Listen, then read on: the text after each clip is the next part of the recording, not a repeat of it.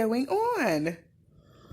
So this very unusual flowering plant is known as Ceropegia Ampliata. It is in the same family as the string of hearts, the Ceropegia Woodii. Although if any of these plants should be called woody, shouldn't it be this plant?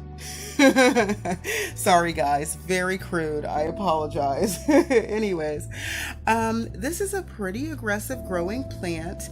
If you'll look here, you'll see that I actually only potted up 2 cuttings. There are 2 cuttings, this and this. And from those 2 cuttings, I grew a very, very, very large plant in a very short amount of time. This has only been potted up for maybe a year and a half, and it's grown this much. It's a very aggressive growing plant, kind of like the string of hearts. I think the string of hearts is a fast growing plant, although I can never keep mine alive, so I can't attest to that. But I'm pretty sure that the string of hearts is also a very aggressive grower.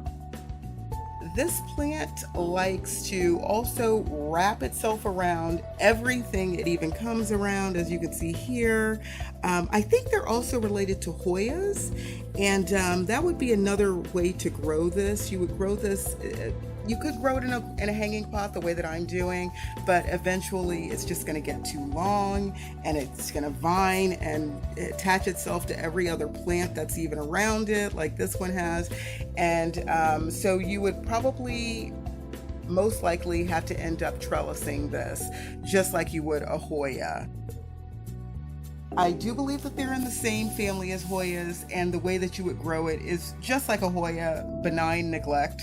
That's pretty much what I do. I don't fertilize, but you could fertilize this with some synthetic fertilizer.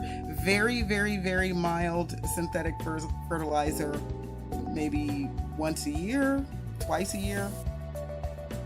Anyways, just to grow it just like a Hoya, just benign neglect. So the most unusual part of this is obviously the flower. So why is the flower shaped like this? Okay, this isn't just an aggressive grower. This is also a very aggressive pollinator. It has a very aggressive pollination technique. Basically what it does is it attracts the insect inside of there. And you see those little hairs? I'm not sure if those are coming across, but it has little hairs inside of there. And basically the pollinators will fly in there and get trapped. So they will fly in, they won't be able to escape until this falls off and dies, and then the pollinator is just covered in this pollen. This will fall to the ground, die, and the pollinator will leave and go somewhere else, and that is how this plant pollinates. So it just basically catches the insect, keeps it inside of there, forces it to get pollen all over it, and then it allows it to leave. So very aggressive. Everything in Africa is very, very aggressive. This is originally from Africa. Anyways, this is not a rare plant at all. This is not rare at all. It's just rare in the sense that you can't get it. You can't get this plant anywhere.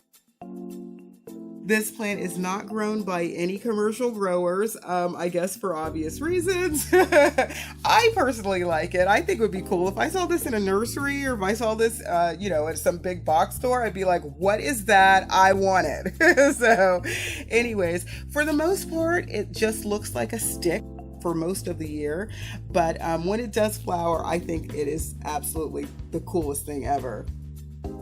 It does have lots of flowers. There's one growing right there. I just saw another one. Oh, the one right there. There's a little small one right in front of that one. I really like these blooms. I think these blooms are absolutely sensational. They are a little odd. Obviously, this plant is not for everybody, but I do think that it's a cool plant. It's very easy to propagate. You would cut it above the node. You see the node here and here. You would cut it above the node and put one of the nodes, well, I would put at least 2 nodes beneath the soil, and that way would give it the better chance of rooting up, and you just propagate it that way. What else can I say about it? Again, it's not rare like an obliqua type thing, situation where there's only been 10 seen in the wild. This is not a rare plant. It's rare in the sense that you can't get it. Nobody sells this, nobody grows this. So you would have to pretty much know someone who has one to get a cutting off of it. And luckily, you guys do. Me, your girl, I got you.